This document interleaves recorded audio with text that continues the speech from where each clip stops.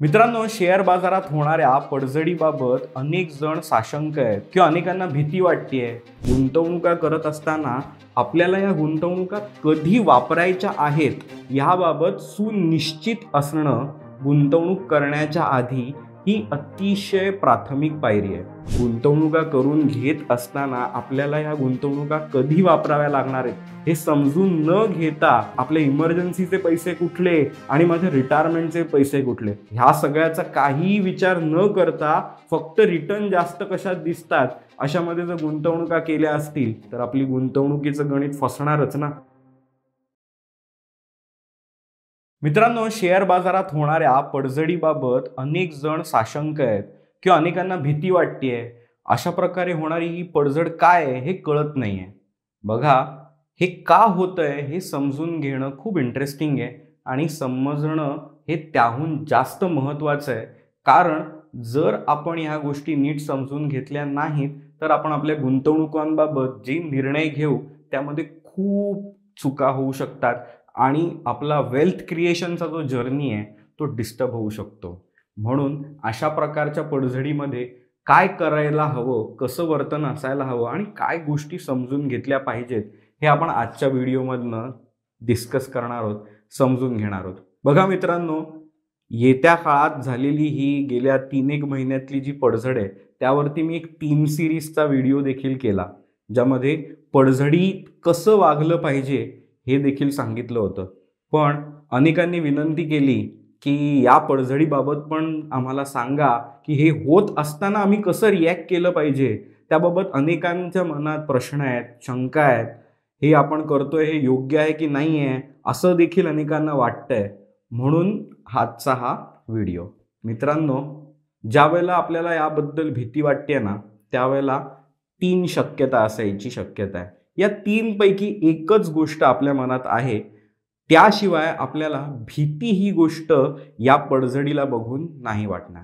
त्यातला पहिला आणि अतिशय महत्त्वाचा मुद्दा आहे तो म्हणजे असेट अलोकेशन केलेलं असणं। बघा मित्रांनो, गुंतवणुका करत असताना आपल्याला या गुंतवणुका कधी वापरायच्या आहेत याबाबत सुनिश्चित असणं गुंतवणूक करण्याच्या आधी ही अतिशय प्राथमिक पायरी आहे।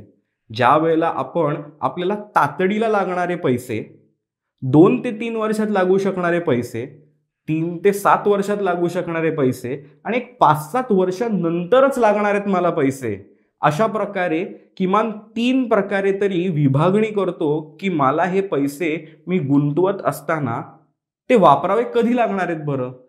तर त्यावेळेला आपल्याला असेट अलोकेशन करता येतं। म्हणजे कुठली गुंतवणूक ही आपल्याला कर्जरोखे संलग्न म्हणजे डेट संलग्न करायची आहे, कुठली गुंतवणूक आपल्याला हायब्रिड प्रकारात करायची आहे आणि कुठली गुंतवणूक अशी आहे जी जग इकडचं तिकडे हो, मला पुढची 5-7 वर्ष तरी अजिबात लागणार नाहीये अशी करायची आहे। हे नीट समजून न घेता जर आपण गुंतवणुका केल्या असतील तर आपल्याला भीती मनात येऊ शकते। दुसरं आणि अतिशय महत्त्वाचं कारण असं आहे की आपल्याला शेअर बाजाराचा इतिहास माहिती नसेल तर भीती वाटू शकते। बघा मित्रांनो, ही अशी प्रकारे झालेली ही 15-17% पडझड ही काय शेअर बाजाराच्या सुरुवातीपासून पहिल्यांदा झाली आहे? अजिबात नाही।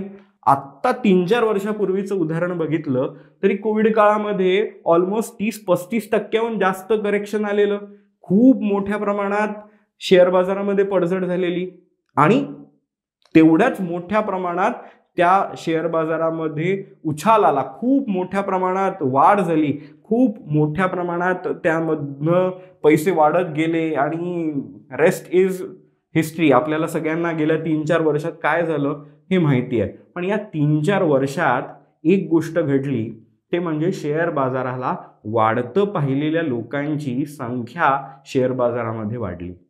लक्षात घ्या, ज्या वेळेला माणसाचा मेंदू हा ॲफिफेनिक आहे हे आपण नीट समजून न घेता, ॲफिफेनिक म्हणजे पॅटर्न शोधणारा, मी पैसे टाकले की वाढतात, टाकले की वाढतात हे पाहिलेला इन्व्हेस्टर यामध्ये आला, ज्याला हा इतिहासाबद्दल पूर्ण माहिती नसेल, त्यांनी ग्रेट डिप्रेशनमध्ये किती मोठ्या प्रमाणात पडझड झाली हे माहिती नाही आहे, 1991च्या पूर्वीच्या काळात किती वेळा अशी पडझड झाल्यात हे माहिती नाही आहे, ज्यांना सबप्राईम क्रायसिसचा अनुभव नाही आहे, असे बरेच जण ज्यांना हा इतिहास माहिती नसेल आणि त्यांनी जर गुंतवणुका केल्या असतील तर त्यांना वाटत असतं की या गुंतवणूक ही अशी गोष्ट आहे की ज्यामध्ये गुंतवणुका केल्या म्हणजे टाकले पैसे की उपर स्काय रॉकेट, टाकले की स्काय रॉकेट, ह्याचं हे माध्यम आहे. तर हे बघा, इतिहास माहिती नसल्यामुळे हे असं होऊ शकतं. तिसरं आणि सगळ्यात महत्त्वाचं कारण म्हणजे चांगला ॲडवायझर सोबत नसणं. बघा मित्रांनो, गुंतवणुका करून घेत असताना आपल्याला या गुंतवणुका कधी वापराव्या लागणार आहेत हे समजून न घेता जर आपण ऑनलाईन फक्त दिसत असतील रिटर्न्स जास्त कशात आहेत त्यात फक्त पैसे टाकलेत, आपले इमर्जन्सीचे पैसे कुठले, मला घर घ्यावं लागणार आहे त्यासाठी डाऊन पेमेंट करायला जमवलेले पैसे कुठले आणि माझ्या रिटायरमेंटचे पैसे कुठले, कोणाला रिटायरमेंटला 2च वर्ष आहेत तर कोणाला रिटायरमेंटला 28 वर्ष आहेत, ह्या सगळ्याचा काही विचार न करता फक्त रिटर्न जास्त कशात दिसतात अशामध्ये जर गुंतवणुका केल्या असतील तर आपली गुंतवणुकीचं गणित फसणारच ना. तर त्यामुळे आपल्यासोबत ॲडवायझर असणं ही अतिशय महत्त्वाची गोष्ट आहे आणि त्याच्याशी चर्चा करणं ही देखील अतिशय महत्त्वाची गोष्ट आहे. जर आपल्या मनामध्ये अशा प्रकारचे चिंता, किंतु, परंतु असं वाटत असेल शेअर बाजारातल्या या गुंतवणुकांबाबत, जरी आपण म्युच्युअल फंडामध्ये गुंतवणुका करत असलो तरी त्या गोष्टींबाबत मनामध्ये भीती वाटणं हे अतिशय गरजेचं आहे. कारण मी माझ्या प्रत्येक व्हिडिओत सांगत असतो की आपल्या मेंदूमधली पैशाबाबत हाताळणारा जो पार्ट आहे तो सेम पार्ट अगदी मृत्यूबरोबरच्या असलेल्या भीतीशी वापरणारा जो पार्ट आहे हा एकच पार्ट आहे. म्हणजे same part is handling your fear with death and मनी.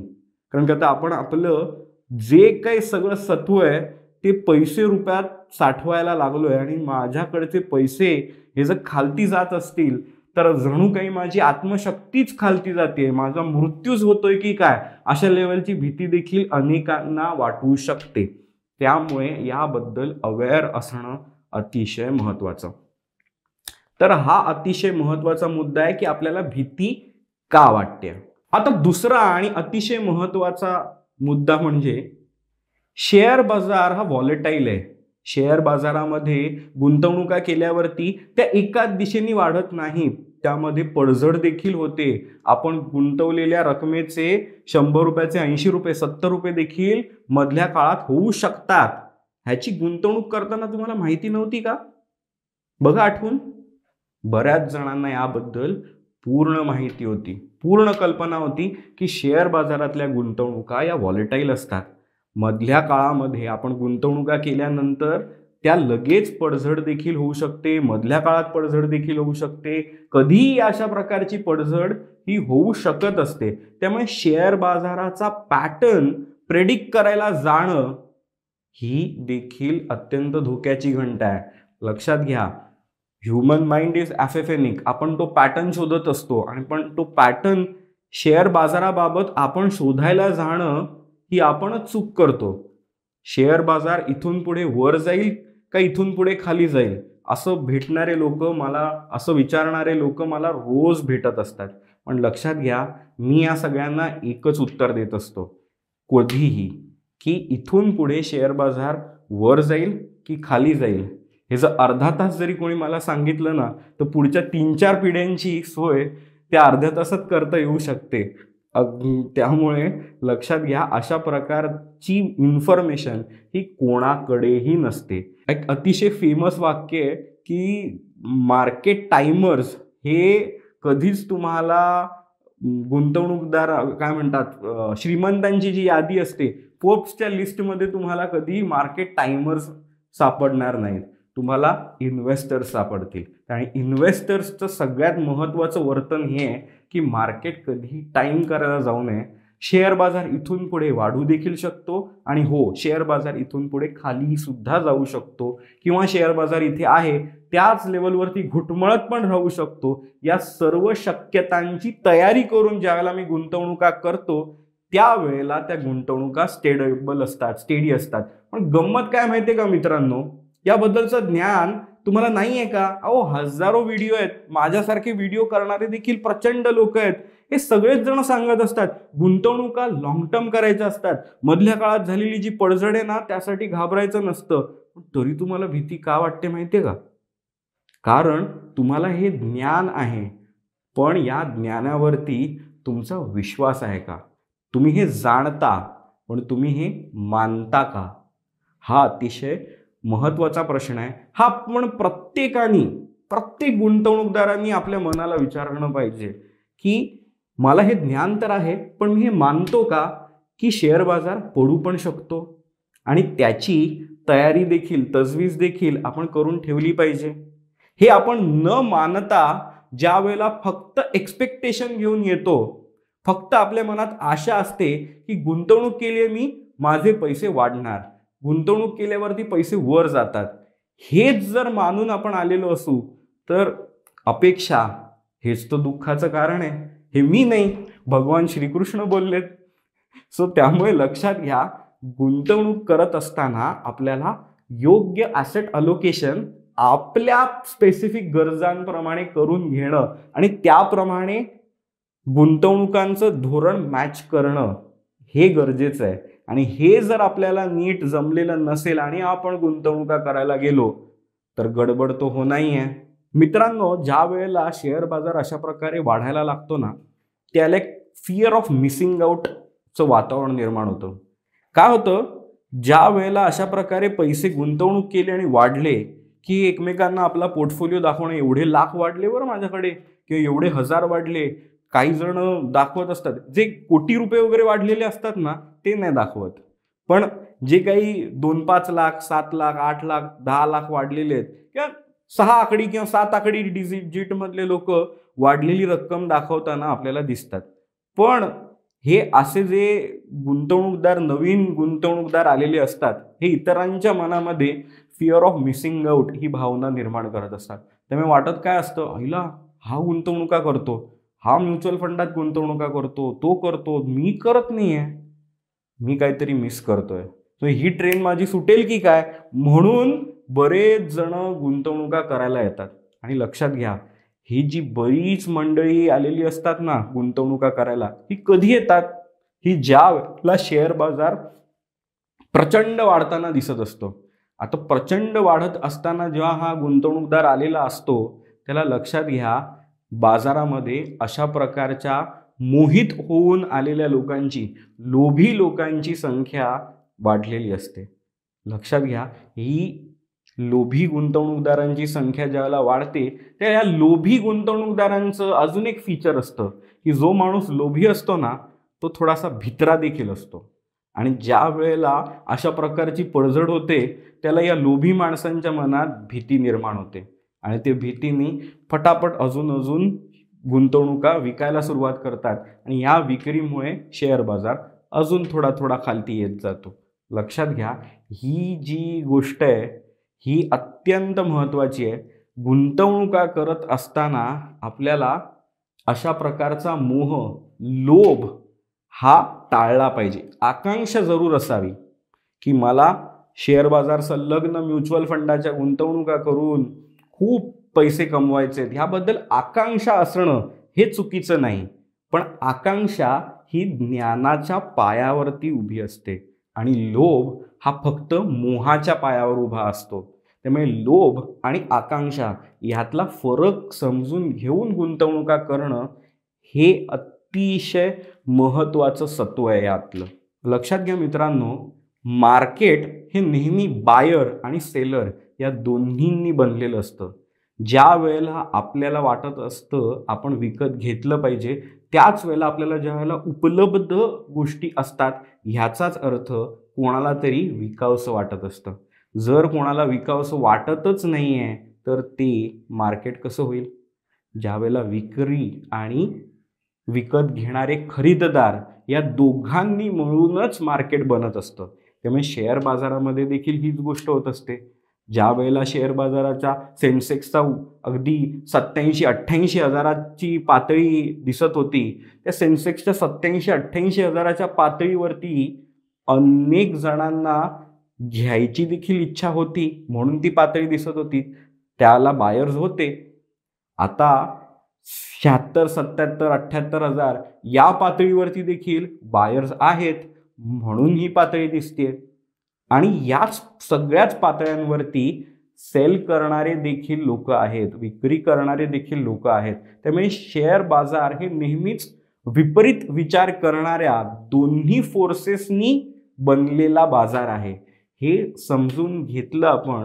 आणि सगळ्यात महत्त्वाची गोष्ट म्हणजे शेअर बाजार कधीही पडू शकतो आणि शेअर बाजार कधीही वाढू शकतो. या दोन्ही गोष्टी माहिती असणं आणि आपण त्या समजून घेणं, मानणं. अपेक्षा हे दुःखाचं कारण आहे. या अपेक्षांवरती विजय मिळवून आपल्या लॉंग टर्म गोल्ससाठी स्ट्रॅटेजिक धोरणी पद्धतीने गुंतवणुका करण्यासाठी मित्रांनो आपल्यासोबत गुंतवणूक सल्लागाराचा रोल अतिशय महत्वाचा आहे. जर श्रीकृष्णांना माहिती होतं की अशा प्रकारे युद्धामध्ये सगळं कन्फ्युजन होईल आणि पार्थ म्हणजे अर्जुन, या अर्जुनाला खूप कन्फ्युजन निर्माण होतील, म्हणून भगवान श्रीकृष्णांनी भगवद्गीता सांगितली. पण भगवद्गीता सांगून श्रीकृष्ण रणांगण सोडून गेले का? अर्जुन त्यांना म्हणाले ओके कळलं मला, आता भगवद्गीता कळली, ऐकलोय, आता तू गेलास तरी चालेल, आता मी युद्ध सुरू करतो, असं झालं का? नाही. त्या रणांगणामध्ये ती भगवद्गीता सांगितल्यानंतर देखील भगवान श्रीकृष्ण युद्ध संपेपर्यंत अर्जुनाची साथ सोडून नव्हते. त्याच्यासोबत त्याच्या रथाचे सारथी म्हणून होते. मित्रांनो, आपला देखील गुंतवणुकांचा रथ हा अशा प्रकारच्या वेगवेगळ्या युद्धांमधनं जात असतो. आणि या युद्धांमधनं जात असताना आपल्यासोबत एक सुविद्य, जाणकार, आर्थिक नियोजनकार असणं, गुंतवणूक सल्लागार असणं ही अत्यंत महत्वाची गोष्ट आहे. नाहीतर अशा प्रकारे ज्ञान देणारे माझ्यासारखे लोक व्हिडिओमधनं खूप आहेत. फक्त ज्ञान हे त्या भगवद्गीतेसारखं आहे, पण ही भगवद्गीता इम्प्लिमेंट कशी करायची माहिती असणं आणि अंगवळणी पडलेलं असणं, यामधला जो फरक आहे ना, यामध्ये अनेक जणांच्या चुका होतात. त्यामुळे आपल्या गुंतवणुकांच्या जर्नीमध्ये आपली जी उद्दिष्ट आहेत त्या उद्दिष्टांमध्ये देखील बदल होत असतो. बाहेरच्या आर्थिक वातावरणात देखील बदल होत असतो. हे सगळे बदल मॅचअप करून आपलं धोरण कसं असलं पाहिजे हे ठरवणारा गुंतवणूक सल्लागार तुमच्यासोबत आहे का, हा अतिशय महत्त्वाचा प्रश्न आहे. आणि जर तो नसेल तर फोन करा आम्हाला.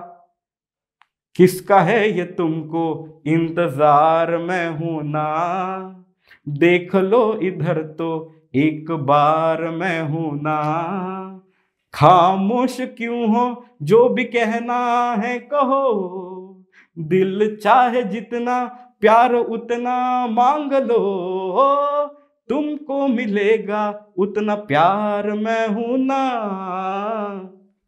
कॉल करा आणि तुमची आणि माझी भेटीची वेळ फिक्स करून घ्या. मला तुमचा आर्थिक सल्लागार व्हायला नक्की आवडेल. धन्यवाद.